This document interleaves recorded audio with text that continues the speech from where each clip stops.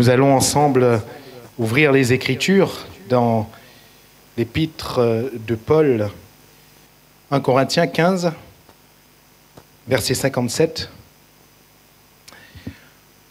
Voilà ce que Paul va déclarer: « Mes grâces soient rendues à Dieu, qui nous donne la victoire par notre Seigneur Jésus-Christ. Amen. » Gloire à Dieu. Grâce soient rendues à Dieu, qui nous donne la victoire par notre Seigneur Jésus-Christ. Paul est clair ici, Dieu nous donne la victoire par notre Seigneur Jésus-Christ. Alléluia. C'est-à-dire que ce n'est pas une victoire que nous avons à remporter nous-mêmes, mais c'est une victoire qui a été remportée par Jésus. Et Dieu nous la donne. Alléluia.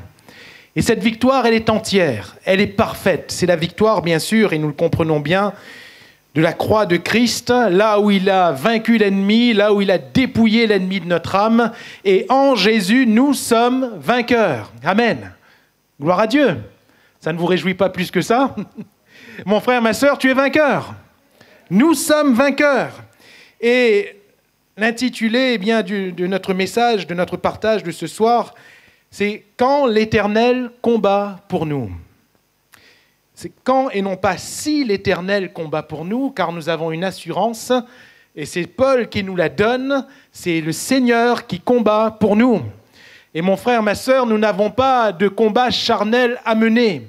Nous n'avons pas non plus de combat contre les esprits en soi à mener. Non, nous avons à nous tenir devant notre Dieu.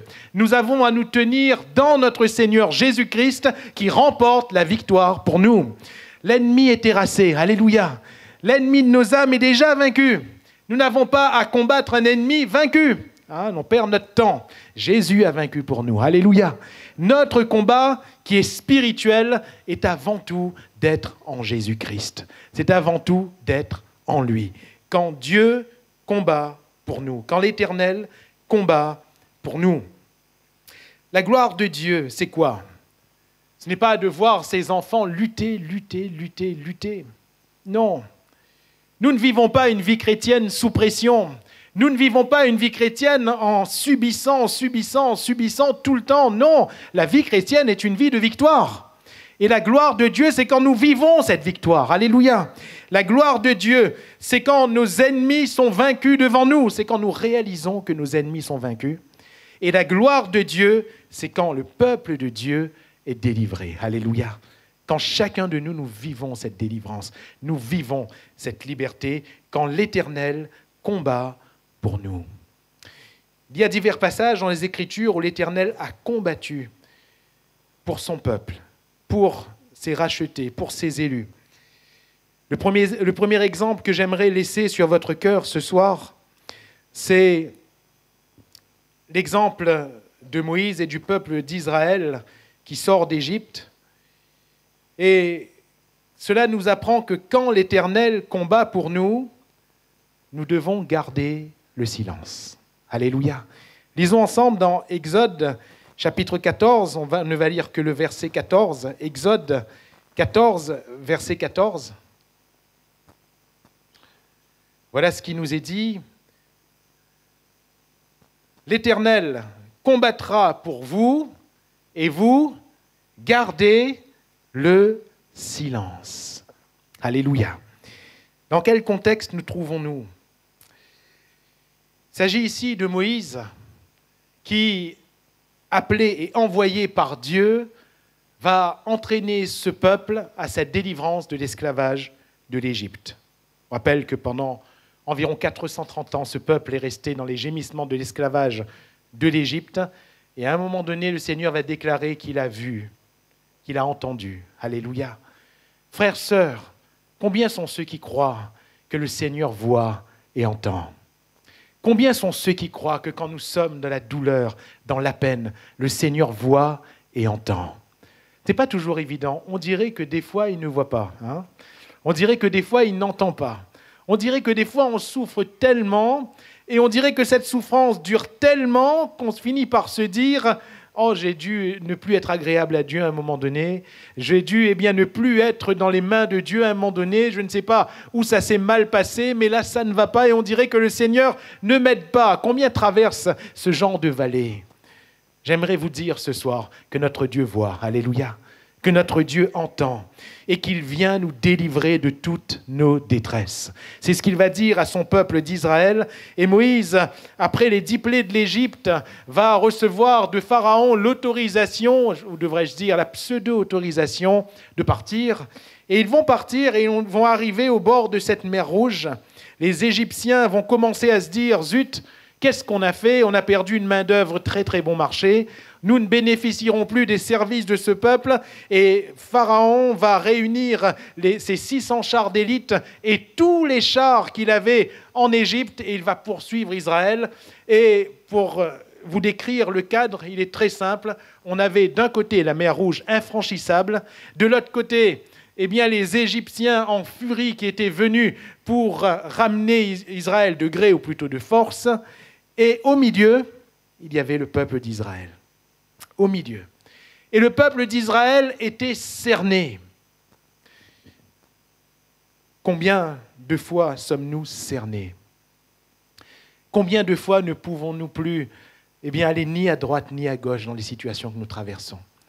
Combien de fois nous, pourtant chrétiens, pourtant nous avons été rachetés par le Seigneur, pourtant Dieu nous a déjà conduits, mais il y a des situations où nous ne pouvons ni avancer, ni reculer, on est cernés. Cette mer Rouge était un ennemi infranchissable. Ces Égyptiens étaient également des ennemis infranchissables pour ce peuple d'esclaves. Ils ne pouvaient pas les combattre. Mais mes frères et mes sœurs, et nous l'avons lu ensemble, Dieu va dire par la bouche de Moïse, « L'Éternel combattra pour vous. » Alléluia. Nous avons un Dieu qui combat pour nous. Et j'aimerais vraiment laisser cette conviction sur notre cœur à chacun ce soir. Nous avons un Dieu qui combat pour nous, beaucoup plus que ce que nous pensons.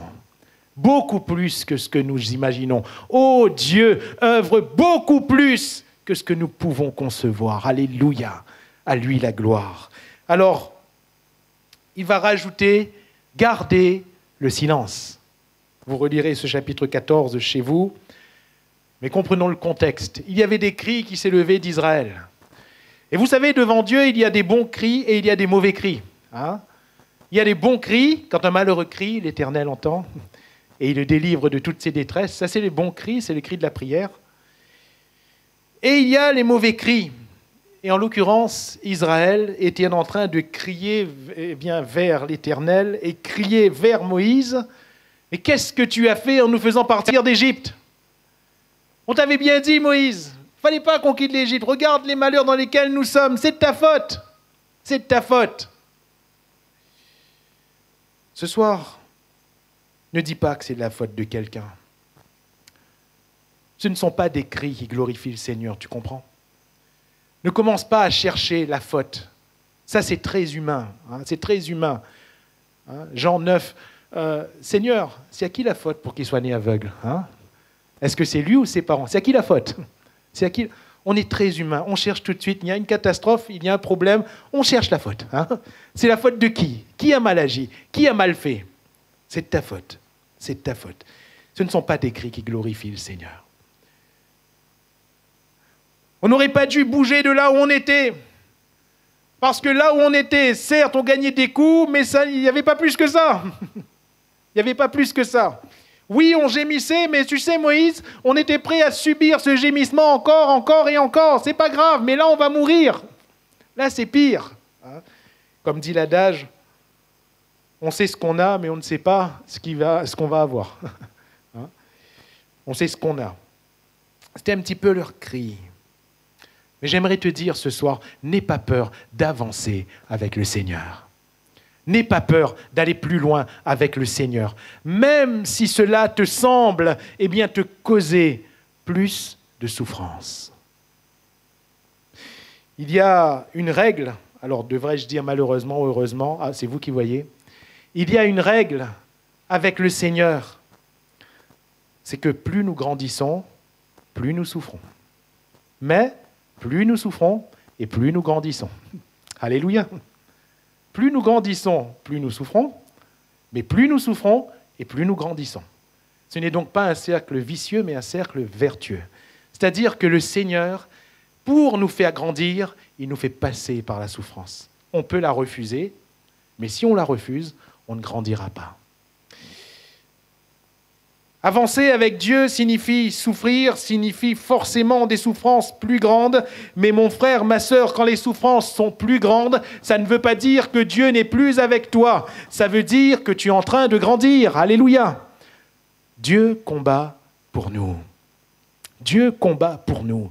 Et si nous réalisons que notre Sauveur veille sur nous, si nous réalisons que celui qui a donné sa vie à la croix, vous vous rendez compte, sa vie à la croix pour nous, quand nous réalisons que celui qui siège dans le ciel et qui a donné son Fils unique à la croix pour nous, veille sur nous, qu'est-ce qu'il ne va pas faire pour notre salut? Alléluia. Dieu combat pour nous. Gardez le silence. C'est un peuple qui n'a cessé de murmurer. Et nous comprenons bien que ce sont ces murmures qui ont causé finalement leur chute fatale. Ce sont les murmures. Vous savez, mes frères et mes sœurs, ce n'est pas seulement Israël. C'est l'être humain. Hein, et là, je vous rassure, ce n'est pas seulement La Réunion. Hein, ce n'est pas seulement Saint-Louis. Hein, c'est l'être humain. Vous savez quoi? L'être humain, il cause trop. Il cause trop. Moi, une petite affaire arrive. Hein? Et vous l'avez vu? Et que ça l'arrive. Et là, il cause. Ça cause. Gardez le silence. Alléluia. Est-ce que nous arrivons à faire ça?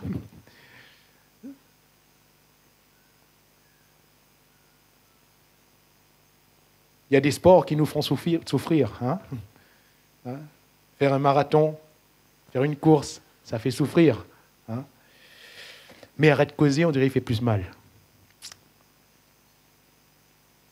Et au milieu d'Israël, ça causait. À un moment donné, Dieu va dire, mais arrêtez.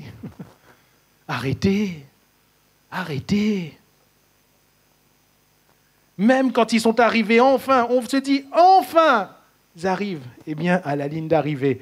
Ils arrivent à la frontière de Canaan. On se dit enfin Seigneur, ils vont rentrer. Non, ils causent même. Non. Ah, comment ça fait pour rentrer? Ah, Seigneur, nous ne gagne pas rentrer. Ah, Seigneur, ceci, cela. Ils ont passé toute une nuit à pleurer. Imaginez un instant. Vous avez déjà été en présence de quelqu'un qui cause hein? À un moment donné, ça fatigue la tête, non? Ça fatigue. Mettez-vous un instant à la place de Moïse toute la nuit. Toute la nuit, le peuple y causait. Toute la nuit, le peuple y pleurait. Toute la nuit. Mais veux-le-vous que tu es fatigué? Ah, Seigneur, pourquoi est-ce que tu m'as donné ce peuple, Seigneur? Ah, le pauvre. Est-ce que nous sommes capables de garder le silence? Avec les paroles, le dommage des paroles, c'est que vous savez, si vous avez, je ne sais pas, vous avez pris une pierre que vous avez lancée, vous pouvez rattraper. Vous pouvez aller ramasser la pierre et la remettre où elle était. Si vous avez cassé quelque chose, selon la chose, ça peut être réparable. Mais une parole, une fois qu'elle est sortie de la bouche, on ne la rattrape plus. On ne la rattrape plus. Gardez le silence. Gardez le silence. Quand l'Éternel combat pour nous, gardons le silence. C'est ce que la Bible nous enseigne. Gardons le silence. Vous savez, dans la souffrance, on cherche à qui la faute et on se plaint. Le Seigneur nous demande de garder le silence. Dans le combat, on cherche des ennemis chez ceux qui n'en sont pas. Le Seigneur nous demande de garder le silence. De garder le silence. Et même quand celui qui a usé de méchanceté envers nous, parce qu'il peut arriver que des hommes ou des femmes usent de méchanceté envers nous, la Bible nous apprend une chose, ne te réjouis pas de la chute de ton ennemi, de peur que le Seigneur ne se repente et qu'il ne se retourne contre toi. Donc là encore, garde le silence. Alléluia. Garde le silence. Savoir garder le silence est souvent synonyme de maturité.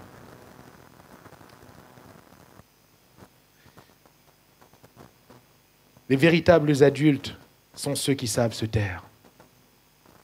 Sommes-nous matures dans le Seigneur? Les Égyptiens derrière, la mer Rouge devant, Dieu leur a dit, faites silence. Alléluia. Faites silence. Ces murmures étaient décrits contre l'Éternel et contre Moïse. Murmurer, en hébreu, le terme vient d'une racine. D'une racine en hébreu, c'est particulier. Ça signifie avoir mauvaise haleine. Quelqu'un qui murmure, quelqu'un qui mal parle. En hébreu, ça signifie avoir mauvaise haleine. La bouche, il sent pas bon. Nous avons de mauvaises haleines spirituelles devant Dieu. Lorsque nous murmurons, lorsque nous disons des choses, lorsqu'on se réunit parfois en groupe pour dire du mal de quelqu'un, c'est très mal devant Dieu.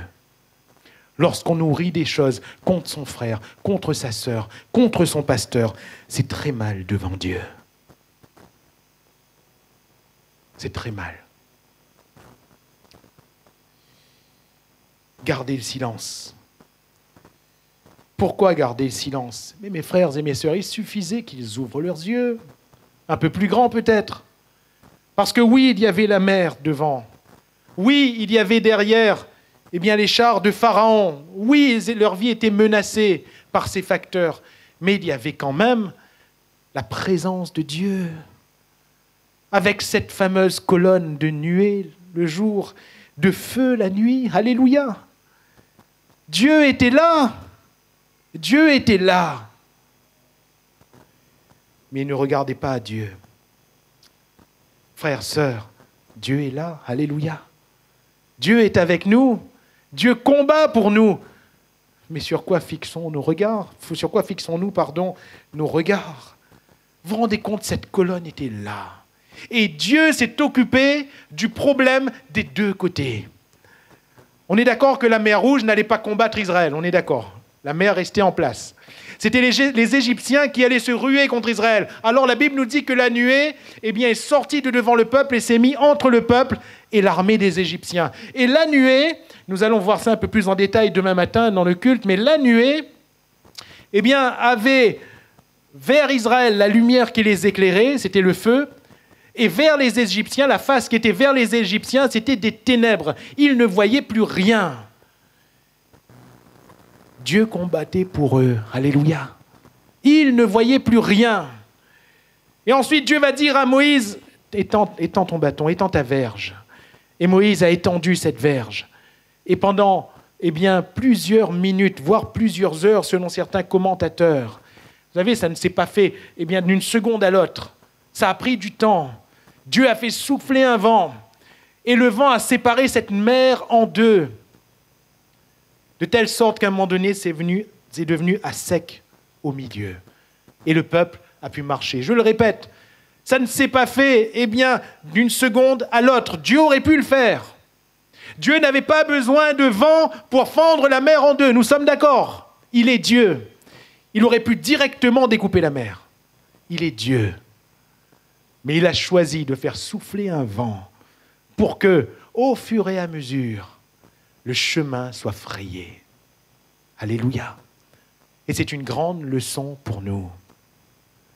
Souvent, Dieu ne fait pas les choses d'une seconde à l'autre. C'est nous qui, parfois, n'avons pas vu et nous voyons tout d'un coup. Oui, gloire à Dieu, nous sommes émerveillés. Mais souvent, Dieu ne fait pas les choses d'une seconde à l'autre. Il souffle par son esprit. Alléluia. Il souffle. Et ce vent souffle. Et la situation est en train de se régler sans qu'on le voie. À lui soit la gloire. Alléluia. Dieu combat pour nous. Le peuple va traverser la mer Rouge à sec. Les Égyptiens pensaient pouvoir le faire aussi. Mais cette colonne qui était là, gardait Israël, combattait pour eux. De telle sorte que Dieu, la Bible nous dit, quand il voyait que les Égyptiens avançaient un peu trop vite, Parce qu'Israël était à pied, hein, rappelons-le.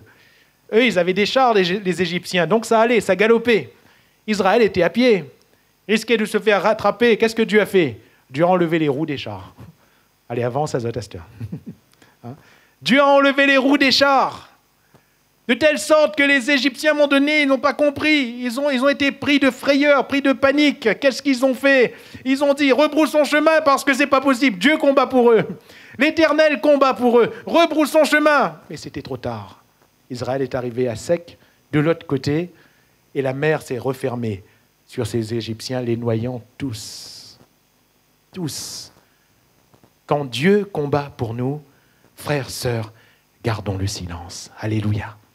Gardons le silence. Si Dieu est notre Dieu, gardons le silence. Si nous avons des incompréhensions dans ce que nous traversons, gardons le silence. Si nous avons des pleurs, des craintes, gardons le silence. Ou si nous faisons monter des cris vers Dieu, que ce soit de bons cris. Quand un malheureux crie, l'Éternel entend et il le délivre de toutes ses détresses. Alléluia. Dieu sait nous délivrer, il combat pour nous. Deuxièmement, la Bible nous montre que lorsque Dieu combat pour nous, chantons ses louanges. 2 Chroniques, chapitre 20, on peut l'ouvrir ensemble. On va d'abord lire le verset 15 et ensuite les versets 21 et 22. 2 Chroniques, chapitre 20.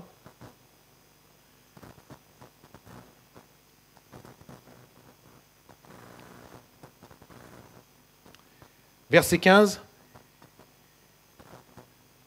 Et Jahaziel dit, « Soyez attentifs, tout Juda et habitants de Jérusalem, et toi, roi Josaphat. Ainsi vous parle l'Éternel. Ne craignez point et ne vous effrayez point devant cette multitude nombreuse, car ce ne sera pas vous qui combattrez, ce sera Dieu. » Amen. Quand l'Éternel combat pour nous, on descend un peu plus bas au verset 21. Puis, d'accord avec le peuple, le roi nomma des chantres qui, revêtus d'ornements sacrés et marchant devant l'armée, célébraient l'Éternel et disaient « Louez l'Éternel, car sa miséricorde dure à toujours. » Au moment où l'on commençait les chants et les louanges, l'Éternel plaça une embuscade contre les fils d'Ammon et de Moab et ceux de la montagne de Séhir qui étaient venus contre Juda, et ils furent battus. Amen. Ils furent battus. Vous avez vu, là encore, Israël n'a pas combattu, comme en Égypte.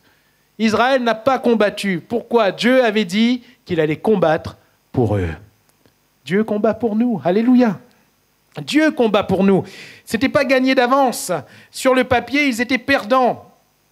Ces hommes et ces femmes de la tribu de Juda, avec comme roi Josaphat.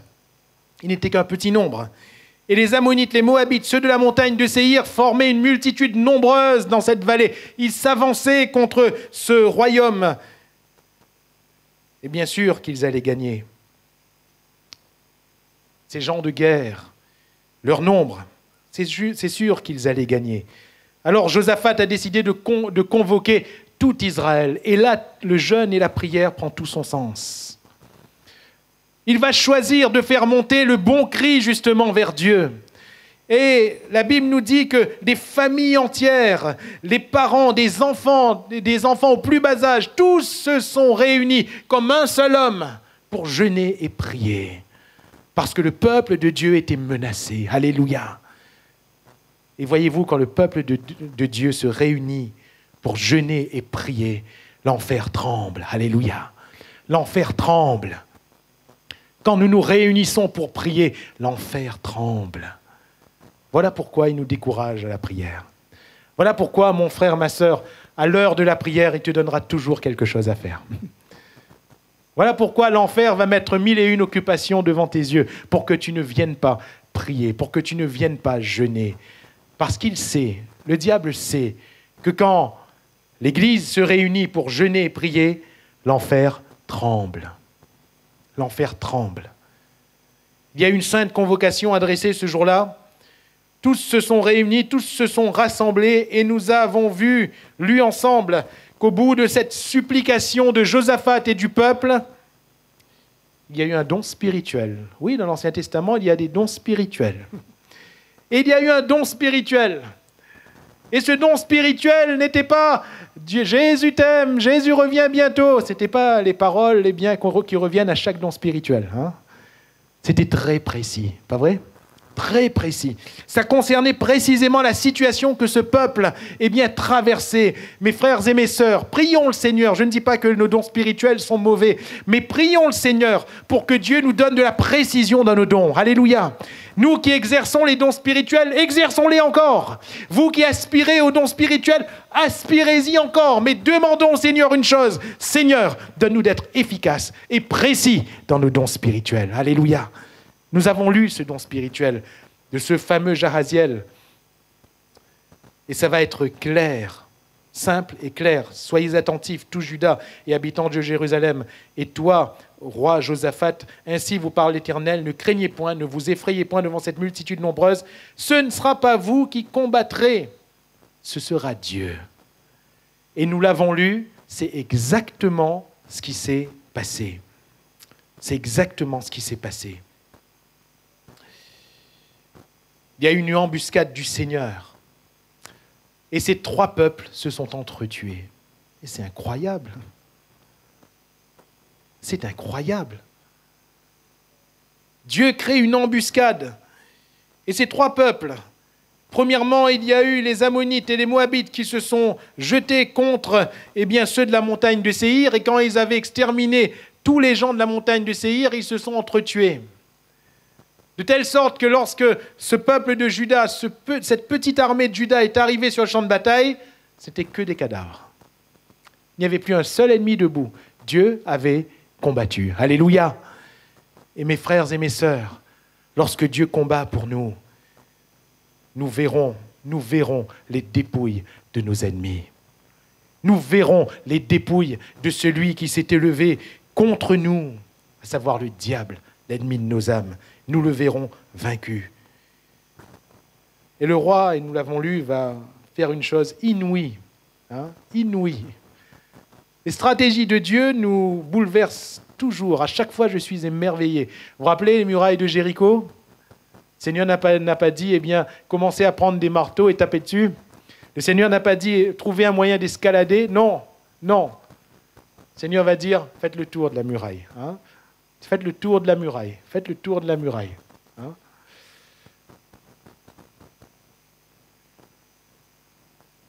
Qui aurait pu imaginer que la muraille allait tomber rien qu'en faisant le tour ? Frères, sœurs, si nous voit quelqu'un fait le tour de notre clôture, mais à aucun moment nous pense que notre clôture s'est tombée, pas vrai ? Heureusement, d'ailleurs. Ce jour-là, le peuple a fait le tour de la muraille. 2e jour, le tour de la muraille. 3e jour, le tour de la muraille, et ainsi de suite, jusqu'au 7e jour. Le 7e jour, ils ont fait 7 fois le tour de la muraille. La muraille est tombée. C'est la stratégie de Dieu. Alléluia. Et là, la stratégie a été quoi ? D'envoyer les musiciens, d'envoyer les chantres, vêtus d'ornements sacrés, parce qu'ils louent le Seigneur. Alléluia. Et quand nous louons le Seigneur, nous devons toujours être revêtus d'ornements sacrés. Je parle sur le plan spirituel. Quand nous louons le Seigneur, nous devons être revêtus de vêtements royaux. Nous devons être revêtus du Christ. Alléluia. Il est notre vêtement de justice. Il est notre vêtement royal. Et quand ils ont commencé à chanter, le texte est très précis, verset 22. Au moment où l'on commençait les chants et la louange, c'est là que l'Éternel a placé l'embuscade. Alléluia. On dirait que le Seigneur n'attendait que les chants. Le Seigneur n'attendait que cette louange sacrée. La louange du peuple de Dieu est sacrée. Alléluia. La louange du peuple de Dieu est sacrée. On ne chante pas dans ce lieu pour passer le temps. On ne chante pas dans ce lieu pour remplir un programme. On ne chante pas dans ce lieu pour produire des musiciens et des chœurs. On chante dans ce lieu pour que le peuple de Dieu vive la victoire de Dieu. Et c'est pour cela que les chants existent. Sinon, ça ne sert à rien. Ça ne nous intéresse pas, d'amuser la galerie. On est là pour louer le Seigneur. Et David va dire, je m'écris, loué soit l'Éternel, et je suis délivré. Alléluia. Délivré de tous mes ennemis. Au moment où l'on commençait les chants et les louanges, Dieu place des embuscades. Alléluia. Tout à l'heure, on a commencé les chants. Alléluia. Et au moment où on a commencé les chants, Dieu place des embuscades. Et mes frères et mes sœurs, combien de fois il vous est arrivé, moi ça m'est arrivé, combien de fois il nous est arrivé qu'en sortant de lieux de louange, de temps de temps où nous avons adoré le Seigneur de tout notre cœur, quand nous rentrons chez nous, quand nous rentrons dans notre semaine, nous voyons que Dieu s'est occupé de tout. Nous voyons que des embuscades ont été dressées. Nous voyons que nos ennemis ont été vaincus. Pourquoi? Notre Dieu combat pour nous. Mais nous chantons les louanges du Seigneur. Dans leur prison, Paul et Silas chantaient les louanges du Seigneur. Alléluia. Ce sont de bons cris. Et nous, on oublie trop souvent de le faire. De la souffrance, on pleure, pas vrai? De la souffrance, eh bien, on se lamente, pas vrai? Ça, c'est naturel. Ça, c'est naturel. Paul et Silas, ils chantaient les louanges du Seigneur. Et ça, c'est surnaturel. Ça vient de Dieu. Ça vient de Dieu. Quand Dieu combat pour nous, gardons le silence, c'est-à-dire ne nous lamentons pas, ne murmurons pas. Quand Dieu combat pour nous, chantons ses louanges. Quand Dieu combat pour nous, enfin, soyons ses témoins. Soyons ses témoins. Le livre des Juges, chapitre 7. Juges, chapitre 7.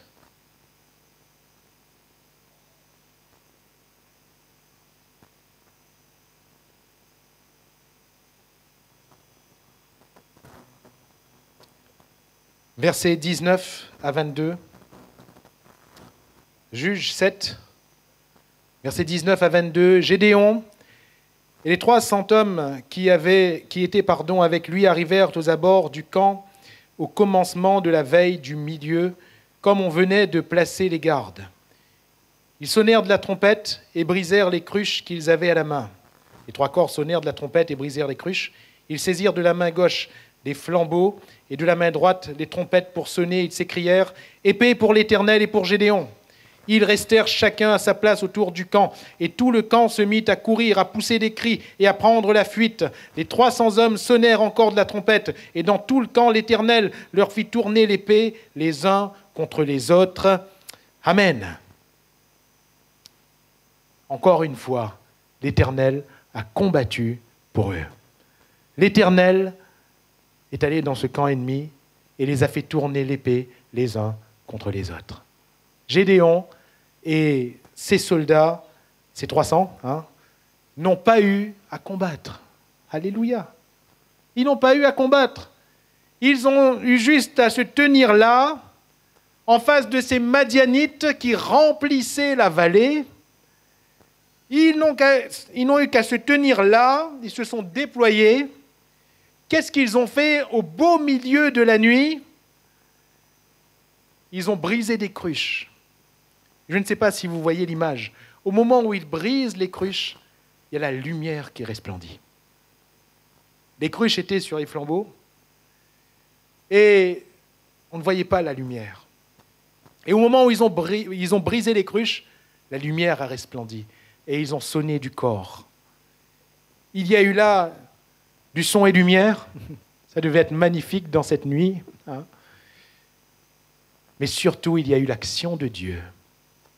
Au moment où ils ont brisé les cruches, au moment où ils ont sonné du corps, au moment où ils ont dit « épée pour l'Éternel, épée pour Gédéon », Dieu a combattu. Alléluia. Quand l'Éternel combat pour nous, soyons ses témoins, restons ses témoins. C'est bien sûr la formidable image de cette lumière qui brille. Jésus a dit « vous êtes la lumière du monde ». On n'allume pas une lampe pour la mettre sous la table, ou si vous préférez, pour la laisser sous une cruche. Frères, sœurs, comment Dieu se glorifiera tant que la lumière restera sous la cruche? Comment le peuple de Dieu se réjouira-t-il tant que la lumière restera sous la cruche? Dieu n'a pas fait de toi une lumière pour que tu restes sous la table. Mais Dieu a fait de toi une lumière pour que tu éclaires, même quand tout va mal dans ta vie. Vous savez, l'épreuve de la souffrance révélera toujours ce que nous sommes. Ce que nous sommes profondément. Jésus nous parle de cette maison que l'on construit, et c'est notre propre vie.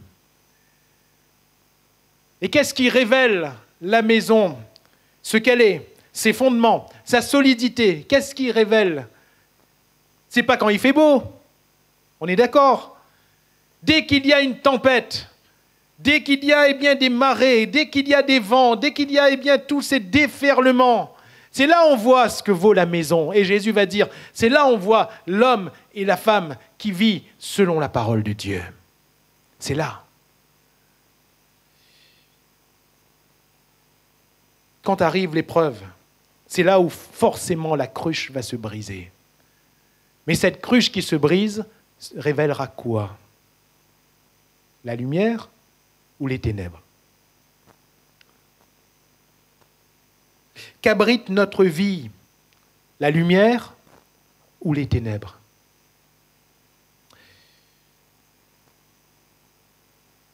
Frères, sœurs, s'il risque d'y avoir les ténèbres révélées, alors je crois qu'il est bon de prier le Seigneur, de dire « Seigneur, casse pas tout de suite la cruche, s'il te plaît. Hein? Seigneur, brise pas tout de suite la cruche, parce que sinon, on aura honte. Seigneur, garde encore couvert. Hein? Garde encore couvert. » Parfois, les situations nous poussent pour voir ce que l'on va faire.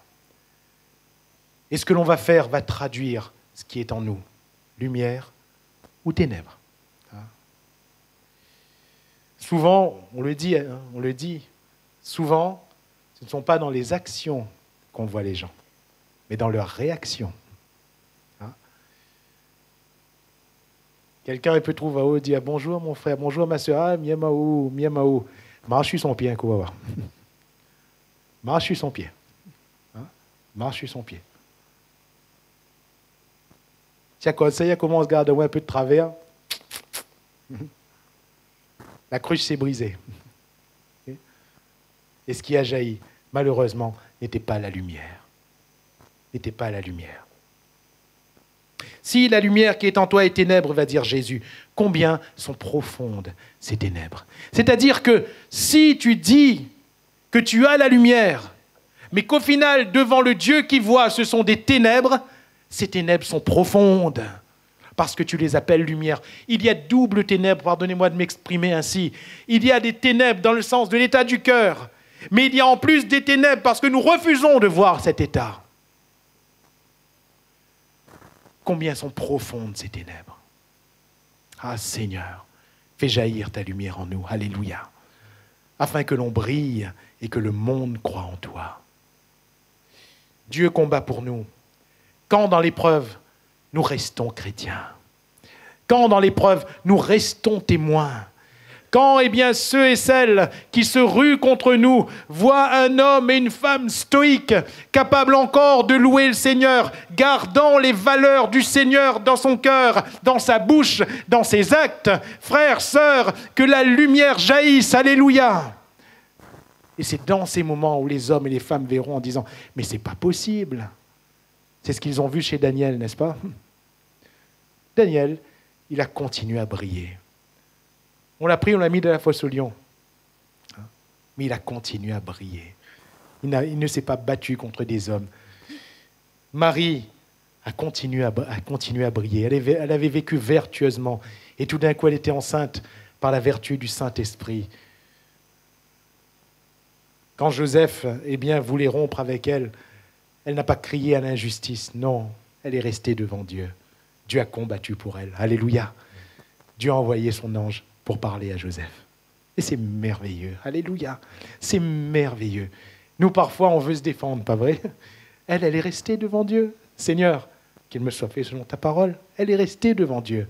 Et Dieu a envoyé son ange qui a parlé à Joseph. Qui mieux que Dieu lui-même pouvait expliquer à Joseph ce qui se passait? Cette vertu, nous ne devons pas la laisser. Ces qualités, nous ne devons pas les abandonner. Quand Dieu combat pour nous, soyons et restons ses témoins. Mon frère, ma sœur, Dieu combat pour toi dans ton travail. Alléluia. Reste témoin du Seigneur dans ton travail. Dieu combat pour toi dans ta famille. Reste témoin du Seigneur dans ta famille. Alléluia. Ne laisse pas libre cours à toute chose. Dieu combat pour toi dans ton couple, comme pour Marie et Joseph. Reste témoin de Jésus dans ton couple. Alléluia.